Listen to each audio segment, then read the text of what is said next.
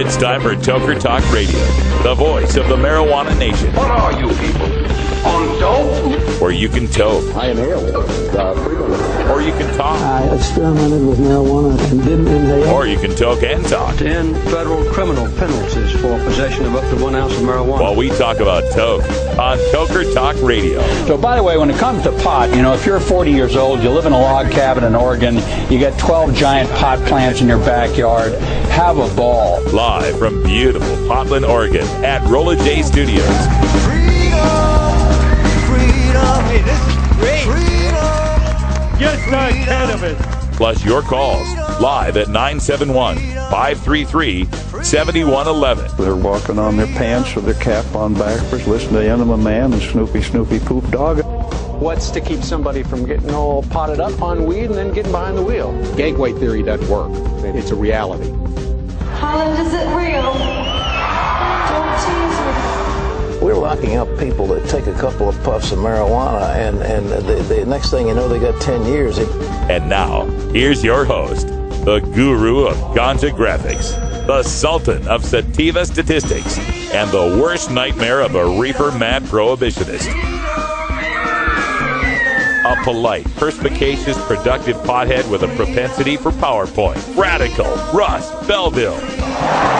All right, welcome back, everybody. If you just joined us, we are on the phone right now live with one of my favorite activists, Lindsey Rinehart from Compassionate Idaho. She is a multiple sclerosis patient who is more bravely than me, I'll add, fighting to change the laws in Idaho. And also joining us, Sarah Frank from Moms for Marijuana International, both calling us from Idaho today. The basics of the story here is that while Lindsey and her husband and friend, all three of whom are leaders in the Idaho marijuana movement, while they were out of town camping, there was an incident in elementary school. Long story, led the cops to the door. The babysitter lets them in. They find stuff. They take kids, not just Lindsey's kids, but also her friends' kids who were being babysat there at the same time. So, Lindsey and Sarah, welcome back to the show. Oops, got to unmute you. There we go. Welcome back to the show. I didn't have you off mute. So let's go back to where we left off. Sarah, you were telling us about how harmful this is to the kids when there's nothing harmful about what they had been exposed to. What we're treating them to is much more harmful than what they were exposed to. And let's talk about that a little bit in your work with Moms for Marijuana. Do you have any stats or estimates as to how often this is happening in America? I don't have any specific statistics to go with, but from the inquiries that we get, it happens all the time, all over the place, including in medical marijuana states, from medical marijuana patients. What's the rationale there when you're in a medical marijuana state? What do the cops or CPS say to justify taking a kid then? They say that it is harmful to the child. Lindsey? They said that I was creating a dangerous environment to my child, even though it wasn't even around them. And basically now, if we want to talk damage, well, my children are with foster parents that I don't know. The foster parent, I just got done talking with CPS, has been given $100 voucher to take care of my children for I don't know how long. So when I'm done with this, I have to pack up bags for my children to go stay with a foster parent until they can be placed with families who I am kind of low on. So my choices are my ex-husband who lives down the street, and I need a babysitter. He works overnight, so I need a babysitter that can has a CP background to watch my children, even though he's down the street from me. They won't let me go babysit my own children in his house. Or my mom happens to work for CPS, just not here. And she happens to work for them 200 miles away. And, of course, she will pass their background check and their qualifications just fine. And she does have all the letters after her name, so she can help them through all the grief. And so I can get them back and get them in counseling to know what all the PTSD they're probably going to have.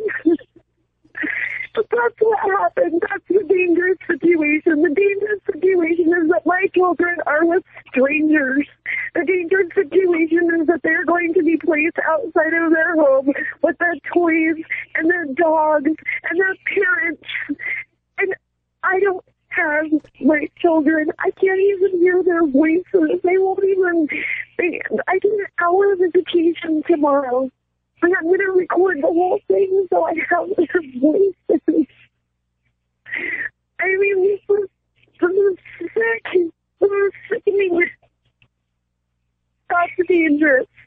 Yeah. What they're doing is dangerous. And on top of that, they're going to make me participate in programs for substance abuse, even though I'm a patient. So that goes to their whole, there's more people who now are checking in for substance abuse problems for cannabis, and look, we're curing them. No, that's bullshit. I have multiple sclerosis. I've got a substance abuse problem. Not that I believe that you could have one from cannabis anyway, but I don't belong in substance abuse programs. I'm going to have to complete them, which means I'm going to have to go off of my medication to follow their hoops and jump through their rules. So I'm also going to document it on our website, face pictures every day so everybody can watch my eyebrows start to drop down back to where it was, and so everybody can see the corner of my mouth start to droop the way it was. Maybe I'll post some pictures of me falling down some fucking stairs while I'm at it. I mean, that's my freaking medication. So now, for however long they make me jump through hoops, I'm going to make sure that everybody gets to see me get sicker and sicker without my medication, so they can see that it was helping me. You shouldn't have to do that. Nobody listening to this, it gets so frustrating to me sometimes. I come in and do this show every day, and that there's people out there who still think that smoking pot and the whole issue of smoking pot is kind of frivolous, and it's kind of, it's a slap on the wrist, and it's a youthful indiscretion, and they have no idea the devastation that is wreaked upon families and individuals in this country over a plant. Just because they said so, not because it's dangerous, not because there's any studies showing there's going to be problems or anything like that, just because they said so. Let me go back to Sarah for a moment on this. And by the way, as we're speaking with Sarah Frank, this is not Sarah Caldwell, who was the other woman involved whose kids got taken. Two Sarahs here that we're talking to. But talking to Sarah Frank here, they're saying they take the kids from Lindsey, being in Lindsey's home, and it's a dangerous environment. But what about Sarah's kids? They were just there being babysat.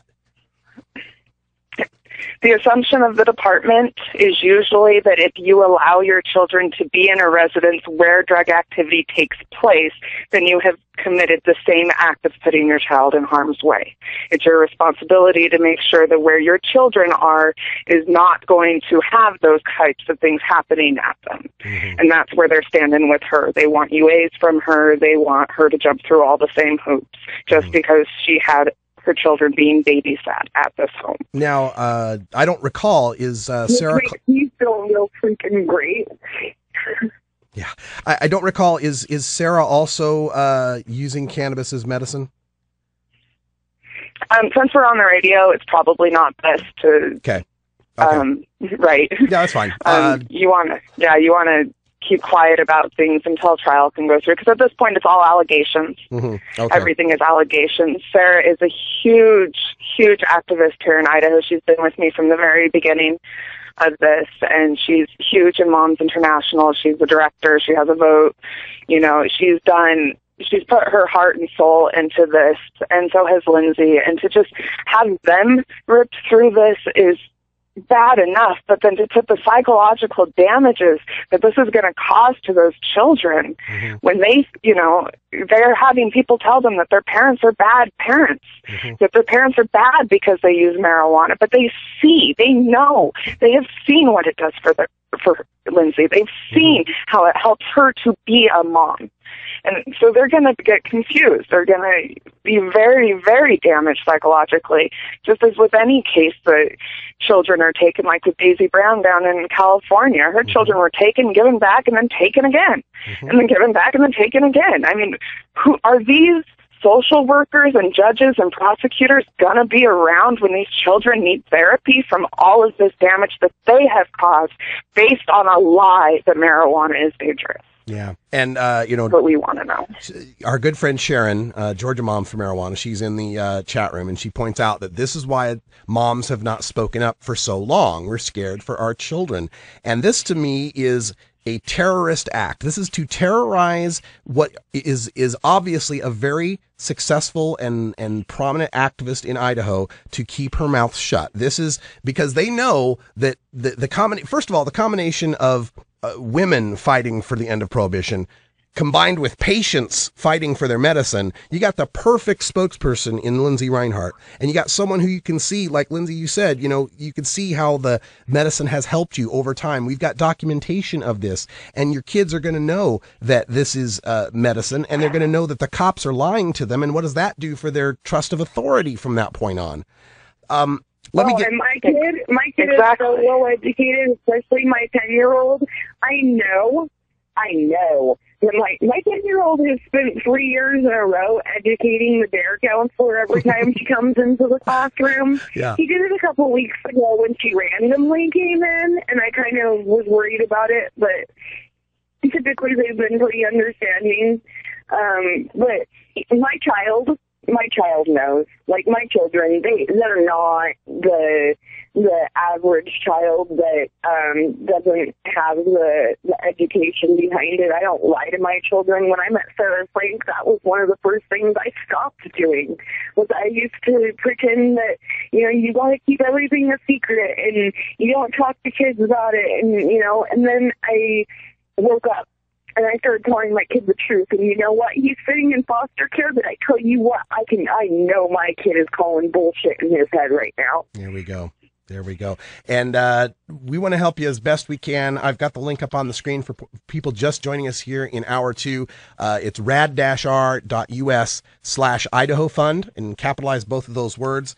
Idaho Fund is the short link, and that'll take you to their WePay. They're trying to build up funds for the legal representation it's going to take to push these cases. And I'll pull every string that I can find to try to help you on the legal side as well. Our phone lines are open as well at 971-533-7111. If you've got any comments or questions for the ladies, we got Lindsey Rinehart from Compassionate Idaho, whose kids were taken, and Sarah Frank from Moms for Marijuana International, who's also helping to tell the story here. Let's get this stat down. What are the ages of the 4 children that we're talking about? Oh, Sarah Caldwell were 11 and 6. And mine are 10 and 5. Okay, so kids that are 10 and 11, 5 and 6. Okay, big brother, little brother, big sister, little sister kind of thing. Okay. No, right. They're all boys. All boys. They've all got their big brother and they've all got their little brother. They're all placed, like the 2 boys are like. Okay, I think we lost our connection with Lindsey. We'll try to get her back on the line. Sarah, are you still there? Yes, I am. Okay, so, I'm going to dial Lindsey back here. Let's use this opportunity to take a short break, and when we come back, we'll have you both on the line and take calls. You're listening to Toker Talk Radio on the Russ Belville Show, delivering some really sad news about 3 of my friends from Idaho who are fighting for my home state, my birth state, I should say, and are now being prosecuted by the police. Child Protective Services have taken 4 children aged 11, 10, 6, and 5. And we'll be back in just a moment.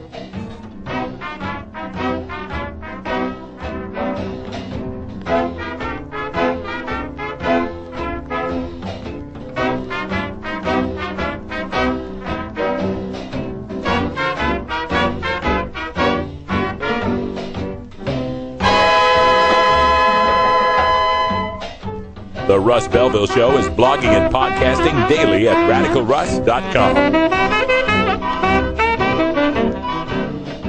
The law offices of Omar Figueroa would like to remind you to stand up for your rights. Please do not give up your precious liberties. There's nothing wrong with standing up for our constitutional rights, and in fact, it's the only way to honor the Constitution that recognizes our natural rights.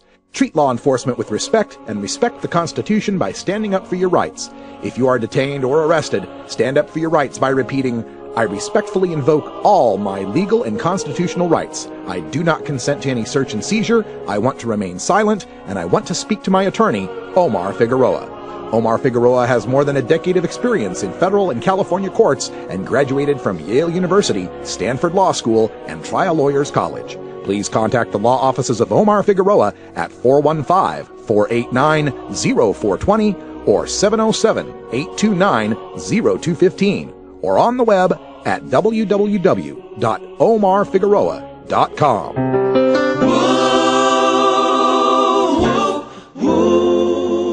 Welcome back, everybody. 16 after the hour. Music from Catch a Fire. We are joined by Compassion Idaho's Lindsey Rinehart and Sarah Frank from Moms from Marijuana International. And we've got a live caller calling in. So let's see. I think they're all chatting right now. So let me see if I can get to them. Send this message now. Press pound. Oh, no. Replay your message. Fix that. All right. We'll take care of that message thing that's going on. Something bad happening there. So we'll drop that. But we do have a caller on the line from the, let's see, which area code we got here? 617 area code. You're on the air with Toker Talk Radio. Hi, it's Amber calling from Boston. I just wanted to quickly say to both Sarah and Lindsey in Idaho, my thoughts are with you, and wow, I really hope that this can be resolved quickly, at least that you can get the kids back soon and, you know, fight them. You know, I know it's going to be a long court battle, but if you could at least just get the kids back home and back with their family, you know, back with you guys, and that would just be the best outcome. So my thoughts are with you here in Massachusetts, and wow, this is just awful. Well, thanks for calling in, Amber. Appreciate that, and spread the news to everybody you know out there as far as the link and help them get some money. Sarah, do we still have you there? Yes, I'm here. Okay, fantastic. What is the timetable in cases like this when, you know, from the time the CPS takes the kids, how long could they be gone?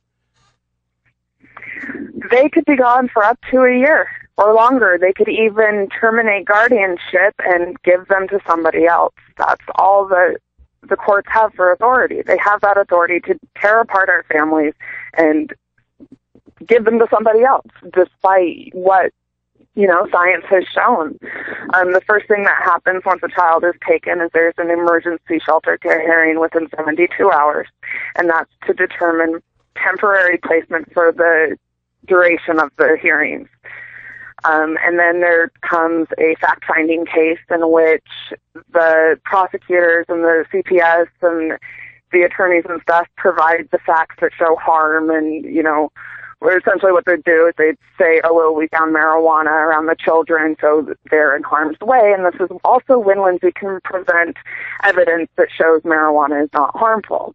And again, that all depends on the judge, because they get to decide what is admissible and what is not in a courtroom. Mm-hmm. Then there's usually a trial hearing and then a review hearing, and then every 6 months they would do another review hearing. And the children can stay in foster care that entire time. And after it's all over, they can then turn around and charge the parents for those court costs and for the foster care costs for the families, the food and the medical and everything else. They charge them child support. Wow, this is it sounds like a racket. It is. Yeah, it definitely is. Here we are busting up families over pot and then charging them for it. Right. Wow. All right, well, let's encourage everyone to get involved at the rad-r.us/Idaho Fund, capital I, capital F, if you want to help out to defray the legal expenses. We got about 30 seconds here. Sarah, I'll let you have the last word. We also have call to actions going out to the Moms for Marijuana Facebook page. Right now it's for donations, but in the future it's going to be a call to action where we're having you call CPS and we're having you call those prosecutors. So just stay up to date, momsformarijuana.org. Find us on Facebook. We're here to help them. Check that out, momsformarijuana.org, and we'll post all the links up on our social media as well. We'll be back with Lindsey. I just got a note from her in the chat room. She's in our chat if you'd like to say hi to her. Right now, we got to take a little break. When we come back, we'll get Lindsey back on the line. Stay tuned.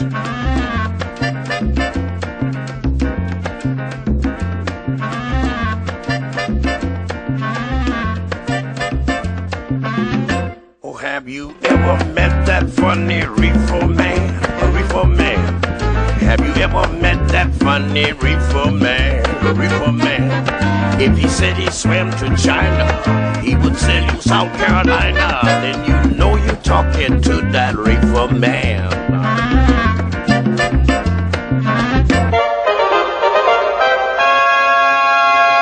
420radio.org is listener-supported cannabis community radio, and while we value every $4.20 donation that comes in monthly from our members, we take this moment to offer an extra special thanks to our most generous donors who have provided over $1,000 worth of support to 420radio.org. For their privacy's sake, we'll identify these knights and dames of the smoky table as Sir Randy of the Lakes, Dame Kathleen the Beneficent, Dame Kaylee the Wise, Sir Travis of Stumptown, Sir Rolla J of Cush, and others who wish to remain anonymous.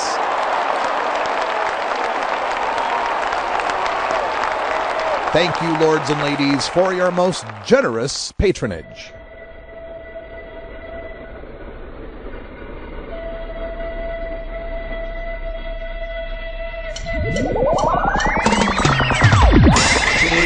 Zion is coming. Dream for Zion is coming. Whoa.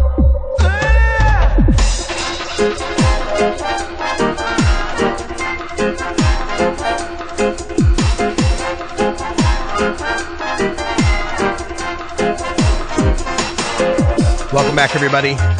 That's some music from Zion Train with Zion High. And speaking of that Irie music, our friend Brian the Red's in. Hey, hi, running a little late, but you know me, running. Running, always running. And tonight, running Red Eyes Reggae Flash Black. Flash Black. Flash Black. I'm on cold medication, folks. That's real drugs, let me tell you. Yeah, that stuff will really mess you up, man. I told him to stick to the green caps. I know. So what do we got for the flashback tonight? We got, I pulled my brother's record player into my room and I ripped a couple of old 45 12 inches and a couple of other fun things. So we'll have some interesting vinyl. I love the scratchy. Yeah, all right. Well, check that out tonight, 8 o'clock Pacific time. Coming up next at 5 o'clock Pacific, we've got last night's edition of A Different View with Jen and Iva. They interviewed the author of Marijuana for Arthritis, and unfortunately, his name escapes me at the moment. I can't remember his name off the top of my head. But it's an interesting interview, so check that out tonight. Coming up in just about, 37 minutes. All right, back on the phone now. We're going to go to Lindsey Rinehart, who we got back on the line. Lindsey, how are you? I'm here. You're here. Sorry, my phone hung up. That's okay. Totally understandable. So, I was kind of discussing with Sarah. Let me mute this for a second. Okay. Real quick. Sorry, I was listening in while my phone was... Okay, there we go. I was kind of beginning this topic with Sarah about how these cases go and how they affect the families involved. And can you give us any preview of what you're doing now, how you're fighting back? Well, right now, I saw that the funds just hit 1,000, which is the retainer fee for the first layer. So that's one way of fighting back. I'm going to write a short blog going through... Hello? You're still there. Go ahead. Are you there? Yeah, we hear you. Okay, sorry. I'm going to write a short blog just kind of saying what's going on, but we're just going to get all of the awareness out there, and we're going to get the layers, and we're going to fight until we have our kids back, and we're going to keep fighting. So well, we're going to help you. We're with you, and we're going to back you all the way in every way we can. Go to the Idaho Fund. I've got it up on the screen there. People in the chat room are telling me now it's over $1,000. It was like at $100 today. So thank you so much, listeners, for helping out with this. And the more you can give, the better it'll be. And I will, like I said, I'm after the show going through my contact list to see who I can find that will who's looking for a nice high profile case. You know, Lindsay, I know a few lawyers. I know you do. I know a few lawyers who like to be rabble rousers, and I'll bet there's got to be one of them that's going to want to look to kick Idaho's ass in court. So let's see what we can find for you. I would really appreciate it, and I need your phone number again, so if you could text it to me, I'd really appreciate it. Yeah, no problem. No problem. We'll definitely take care of that. Now, let me, first of all, our phone lines are open at 971-533-7111. If anyone wants to call in and offer their support, if they got any suggestions, anything that can help here. I know the Moms for Marijuana groups are going to be getting involved with this. Sarah, can you tell us a little bit about the actions that'll be taken? Are they going to be fundraisers, bake sales? What's going to go on?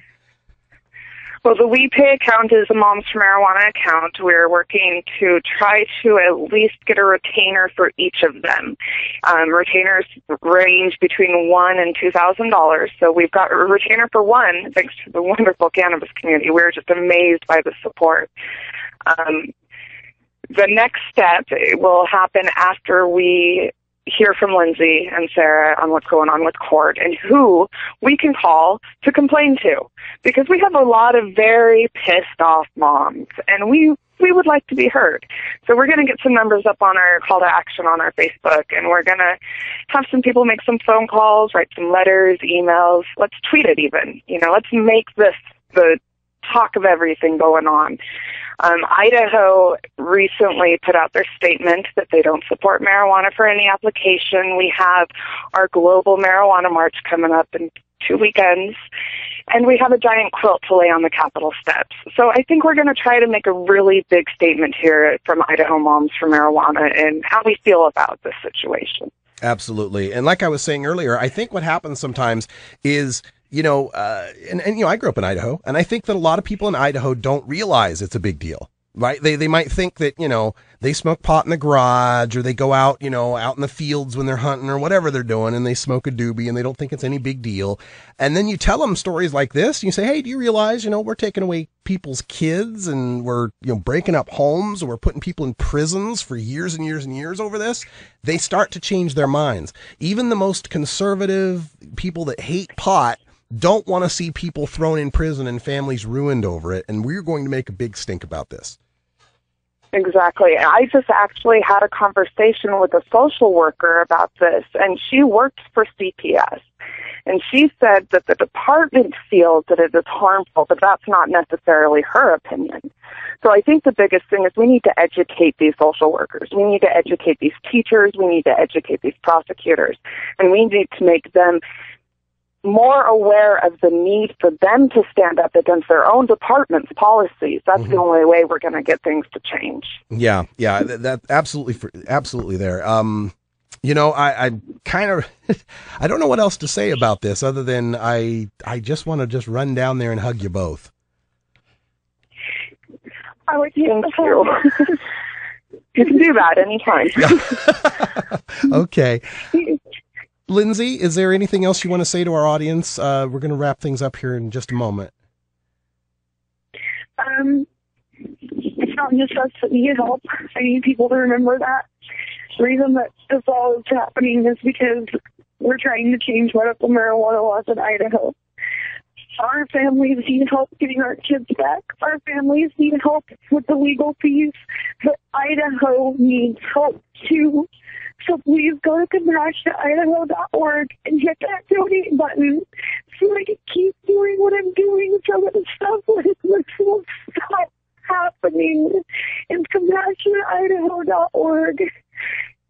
CompassionateIdaho.org, everyone. Please give as much as you can. If you're a VIP member of 420 Radio, part of your donations also have gone to help this fund and will continue to as more and more money comes in here.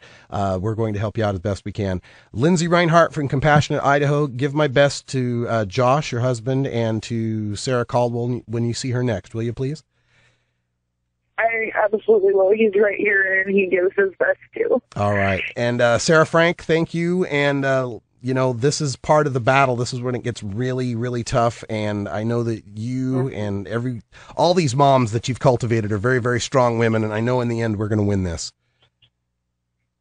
We are. We're going to move mountains. Thank you so much, Russ. You're very welcome. Thank you both, and good luck to you both, and keep in touch. I will get my phone number out to you next, right as we're on this break, Lindsey. I'll stay in our chat room. I'll private message it to you in the chat, okay? Okay. All right, thanks so much. When we come back, we'll have more to talk about here on Toker Talk Radio. Stick around.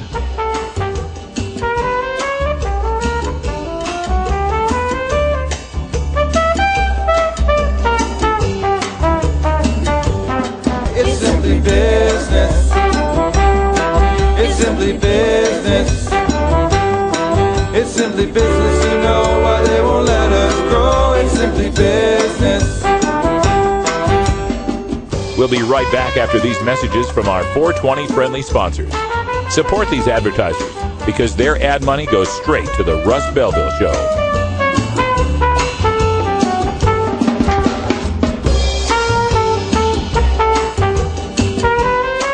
You're tuned into the Russ Belville Show, the voice of the marijuana nation.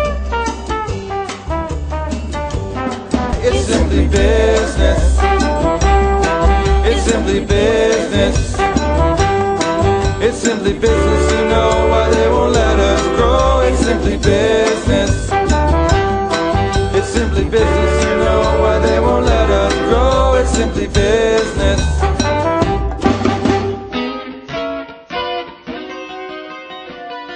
Couldn't be a more appropriate time for this. It's Nice Peter with I Quit, You Fat Motherfucker.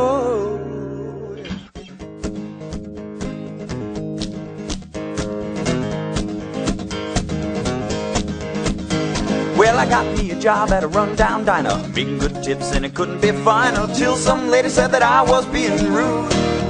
She said my soup's too hot and my coffee's cold, and I said, ma'am, that's because you're old. And I decided right there to spit something in her food.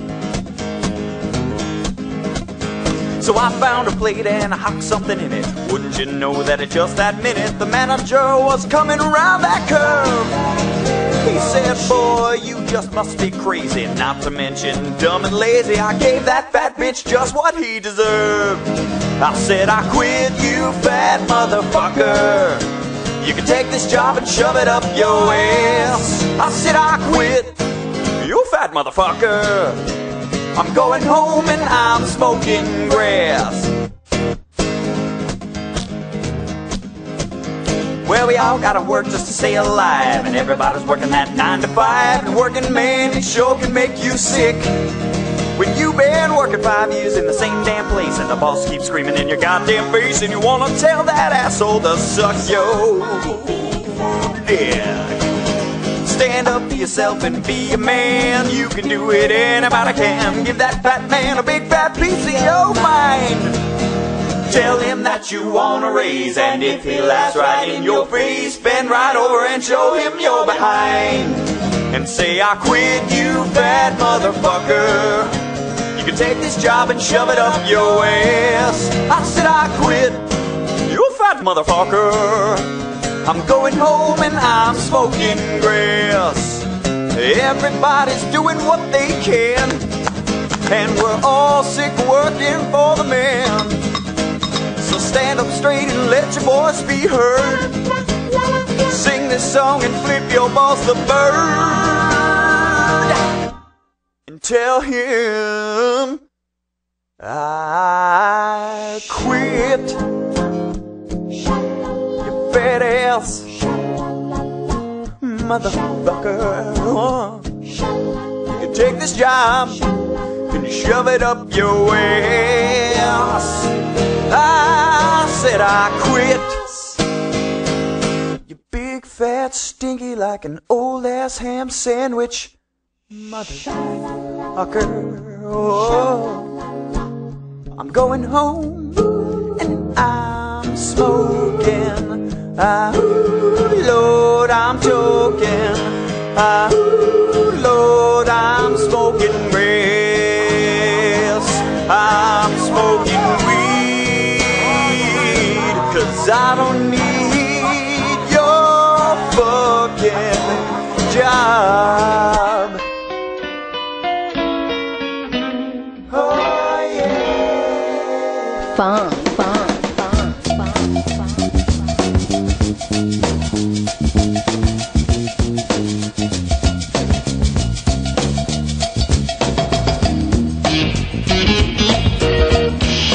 Oh yeah, this is Big Daddy, and I want you to join me every Thursday night at the Funky Roller Rink, baby. Engine number 9.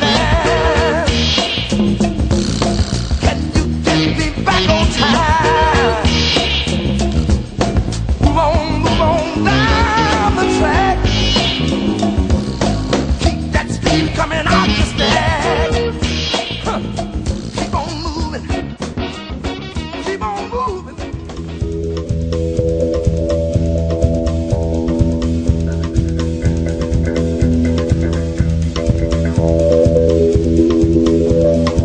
Welcome back, everybody. Toker Talk Radio here. Phone lines are open at 971-533-7111. Hanging out here with Brian the Red and just trying not to, scream. It's just, what else can you do?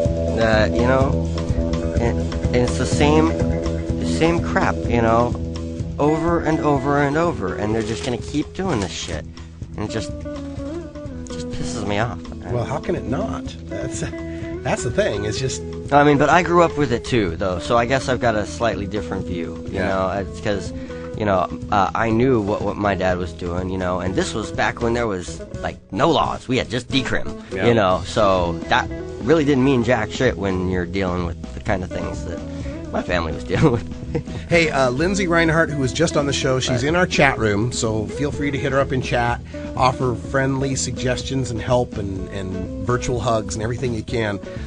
In the chat, if you double-click someone, you can send them a private message, so if you need to keep things on the down low when you're talking to her, go ahead and do that as well. Lindsey, thanks for joining us. She PM'd me to say, I'm sorry it was such an emotional interview. I'm like, are you kidding me? That's exactly what we need. Yeah, I mean, because the emotion, it's, that's like, I've been thinking a lot lately, and kind of seeing a lot of changes in the way society is acting, and it's not for the better. And it just pisses me off. And people sometimes, wonder, hey Brian, how are you so happy all the time, on the outside? It's because I'm a pissed off individual inside. It's two sides to a coin here, people. Yeah, I guess and, you can't try and change things unless you've been screwed over, I guess, is how I take it. So maybe some of those people who are screwing us over just need to be screwed over themselves, and they'll fucking see the light. Excuse my F-bomb there. Yeah, that's all right. We had our F-bomb frenzy, and those of you who are new to the show, if you didn't understand what happened, whenever that song, Nice Peter, I Quit You Fat Motherfucker, comes on, I turn the censor off on the chat. So F-bombs fly, Yeah. and I think I won the race there, getting the last You did just get in the last fuck, I believe. The very last fuck. The last it fuck was that was given. cancer, fuck the CIA, the DEA, and others. Yeah. And I have something in my hand here I wanted to show off. Oh, yeah, that's your... It was a shotgun shell. And you're thinking, why do you have a shotgun shell? Well, it's significant. It's a significant shotgun shell. This is a shotgun shell that was on the grounds of Owl Farm, which is Hunter S. Thompson's home. So this was a shotgun shell fired by Hunter S. Thompson at probably the keg that was sitting out there with all the bullet holes in it. But Hunter used to take pictures of his political hate list. Whoever tripped his pissed off-o-meter. Yeah, there you go.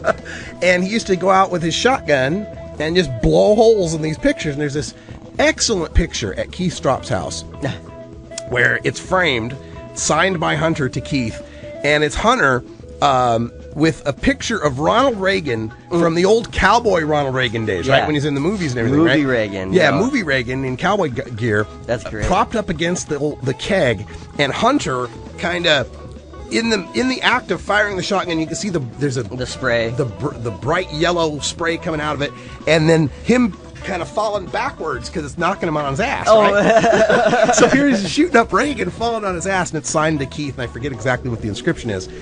But I took this shell from the grounds, figuring that Hunter would have done something like that as well.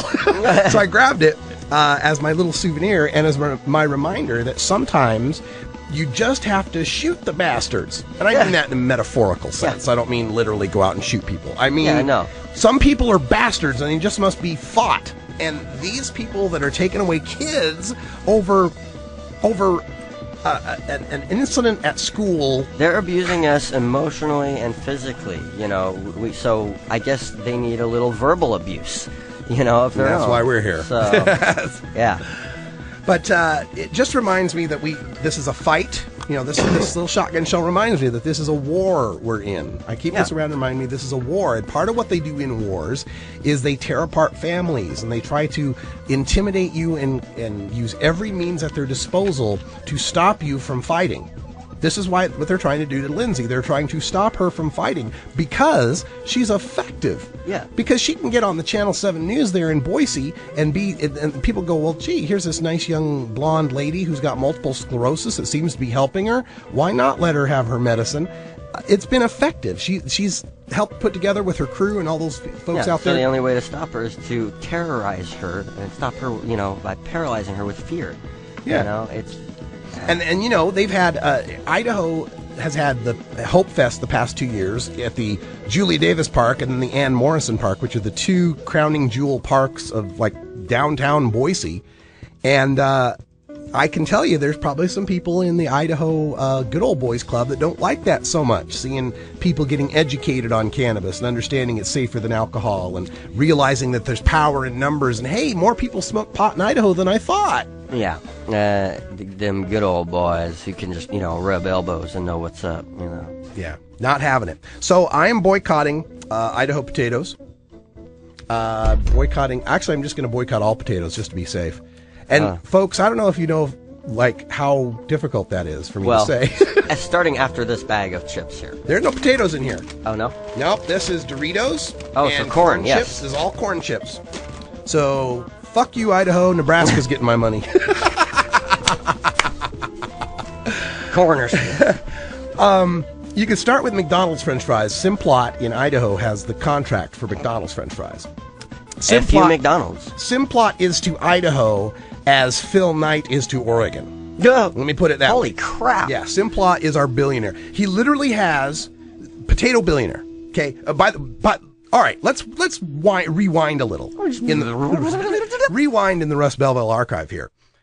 My name is Russ Belville because my grandpa's name was Russ Belville, Russell Adelbert Belville, and he was a major potato farmer in eastern Idaho, around Shelley, Idaho. And throughout the late 40s, early 50s, was making money in potato farming. Was growing really big business.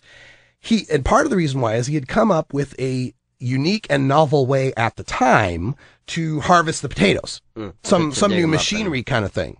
Yeah. Well, I won't go into the long-winded family story of it, but basically Simplot stole that. Simplot stole that potato harvesting idea. And now Simplot is a multi-billionaire and his grandchildren are rich as all hell.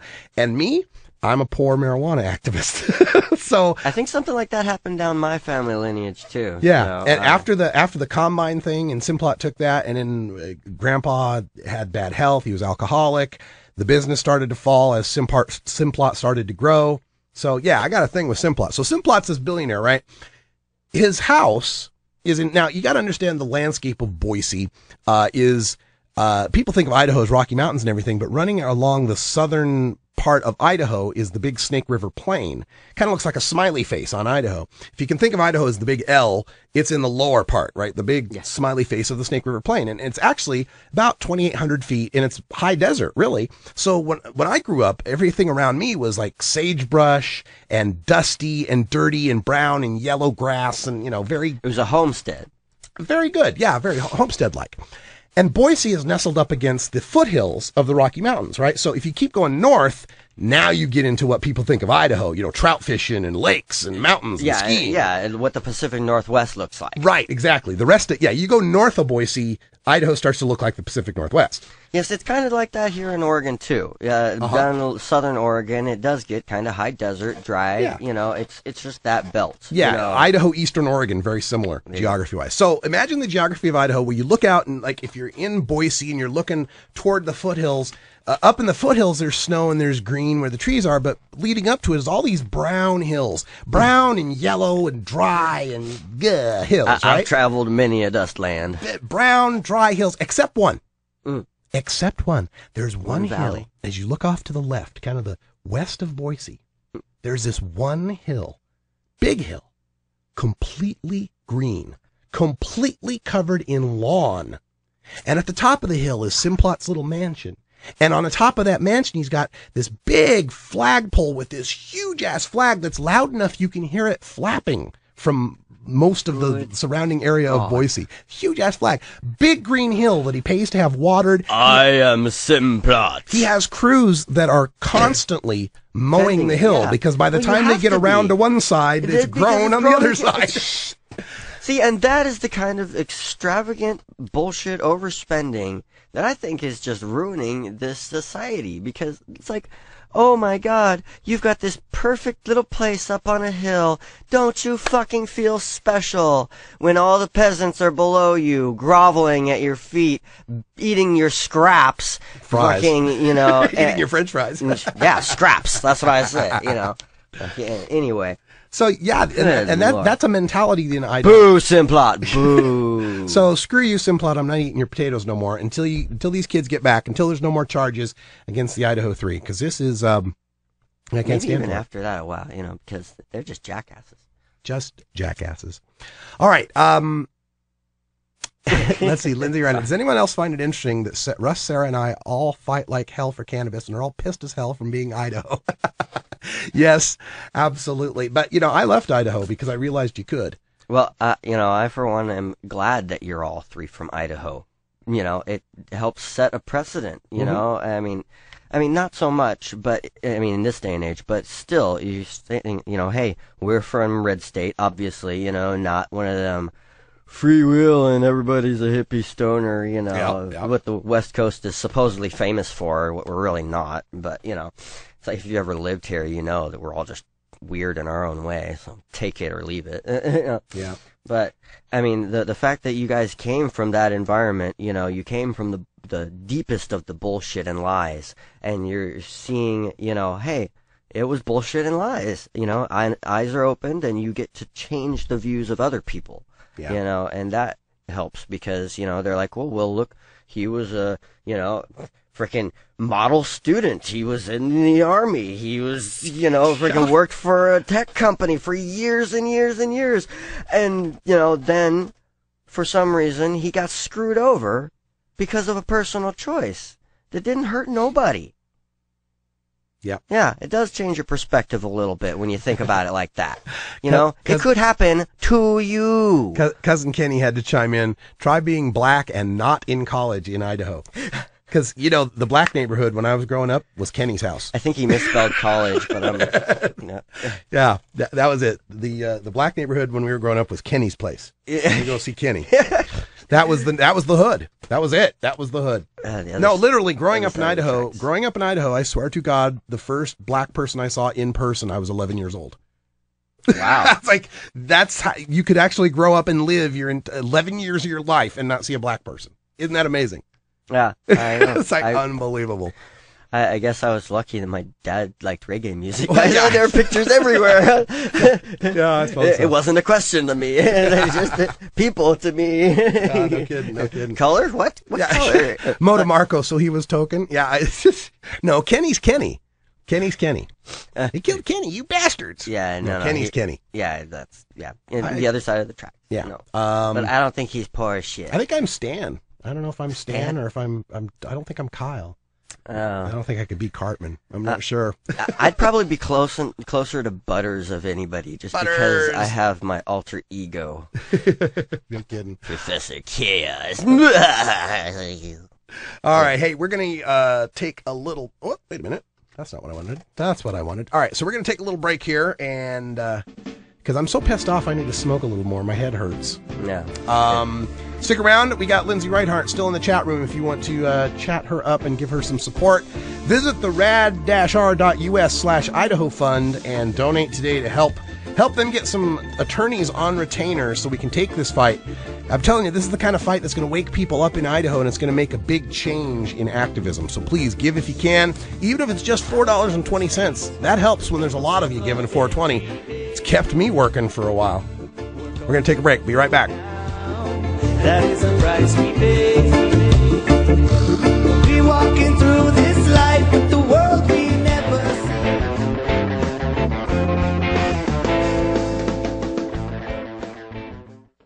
Hi, I'm cannabis. Non-alcohol. Do you know that I can be used to treat a number of physical and psychological conditions like depression, Huntington's disease, and osteosclerosis? Your mother's an osteoporosis. I can also be used to help those who are abusing our friend over here. You know what the problem is with you? You think you're better than everybody else. Hey, look at me, I'm weed. Okay, I actually do prefer to be called cannabis.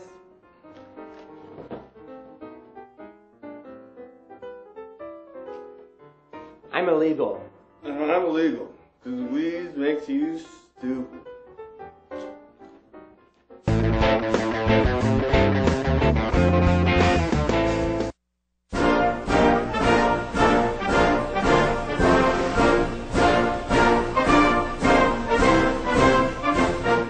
5 of the last 7 major party candidates to run for president, 3 of the last 7 vice presidential candidates, and the last 3 presidents have all smoked pot.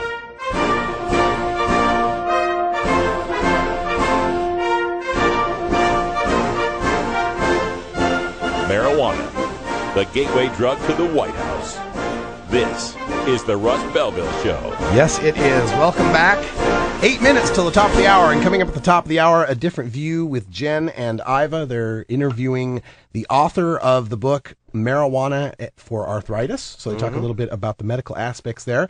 And Jen has a couple of cases that she goes over in depth, as she usually does. So check that out. A Different View coming up next. Coming up at 8 o'clock Pacific, we got Red Eyes Reggae Flashback. 1 hour of the best reggae rhythms, roots, dubs, 12-inchers, 10-inchers. Yeah. I actually did. I did rip a 10-inch yesterday. There we go. That's not on tonight's show, though. Oh, all right. Well, you did bring up a good point, though, that we needed to start promoting the next activism thing happening. Big thing. We need to pump up. All right, everybody, get pumped. The march. Global Cannabis March. That's right. You got to make it. The Global Cannabis March, May 4th. It's the Star Wars Day. May the 4th be with you. And may cannabis be with you always. That's right. And so you can be there and find out which city you're at. Just Google it. Global Cannabis March. You'll find the page for it. I think they got a Facebook. Yeah, or Marijuana March. Or Marijuana March. Still be Marijuana March on Facebook because you can only change the name of your thing like a couple times. Oh, right. So long ago that they. Okay, so check that out. Get out to your march. In some cities, they do it the following weekend. Yeah. A few of them are going to do it on the 11th, and those are usually cities that have a large May Day celebration. Yeah. So, check it out. But most of them are going to be the first weekend in May, the first Saturday in May.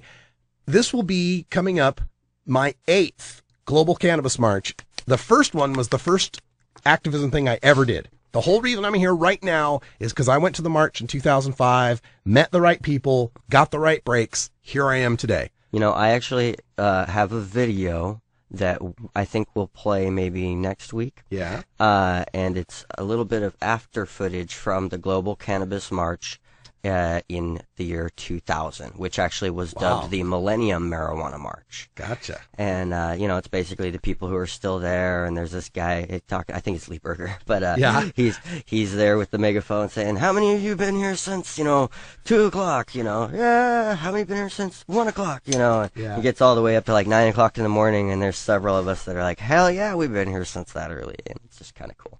All right. And yeah, get involved with the march. Toronto has a huge one. They got like 30,000 people show up. Here in Portland, we might have 700 to 1,000. Yeah. Maybe more. I mean, it's legal now in 2 states. There should be nothing keeping you, spare your job and such, but I mean, if you don't want to be seen in public, I mean, come on, those anonymous masks are cheap. Yeah, really. I see them everywhere. I mean, I never worn one, but I don't technically associate with that group. But no, get out, show your support for cannabis, even if it's just a little lapel pin that if you're in like a red state, you can't be too. Well, not just red states, but if you're in like a county that's not too cannabis friendly, just wear a little something. Just show your support, and try and converse with other people. Look around. You see somebody else wearing something, doing something like that on that day. Go have a chat with them. Say, hey, are you part of the solution or part of the problem? There you go. That's what it takes. It takes one person at a time.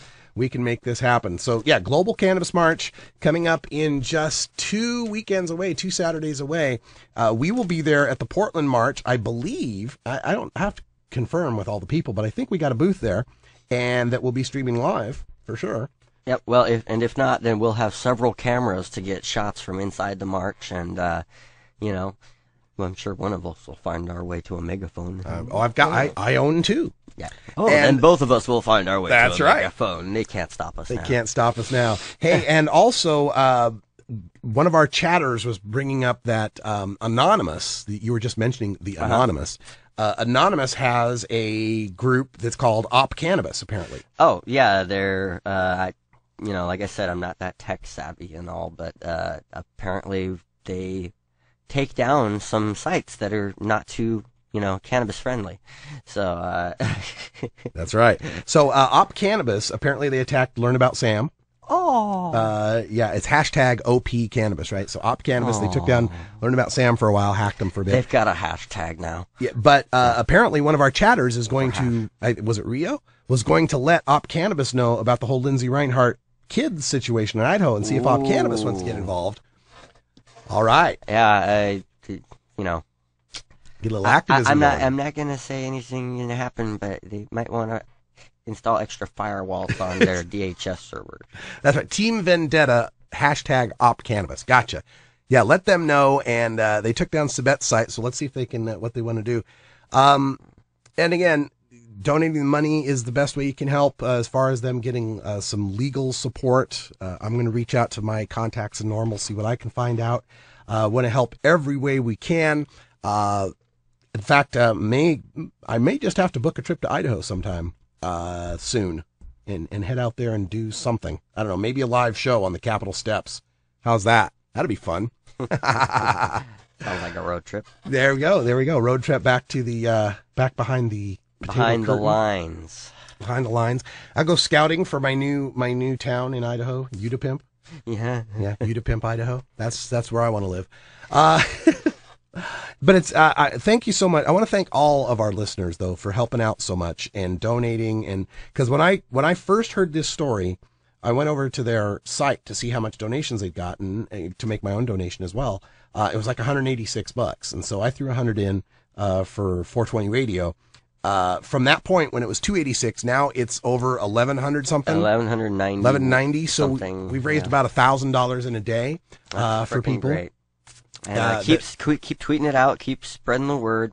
They like she said, they need a retainer for 2 people. They've got one covered. It's about between 1,000 and 2, per retainer. Per lawyer, and there's 3 people involved here, so they need at least 2. So help them out, and just get involved. I mean, the march is coming up. Yeah, and I understand a lot of people don't want to get involved because they're afraid for themselves. So support the people who are being brave like Lindsey and putting their lives on the line and their kids on the line, their families on the line to bring legalization to us all. That's the thing, is everybody has a part to play. Not everybody wants to be in the spotlight or have the target on their back, and that's perfectly understandable. Be the support troops. Be the support troops. That's all the time we got here for Toker Talk Radio. Stay tuned. A Different View is next. Red Eyes Reggae Flashback is live at 8 o'clock. For Brian the Red, I'm Radical Russ. Thanks for joining us, and until next time, take care of each other, Tokers.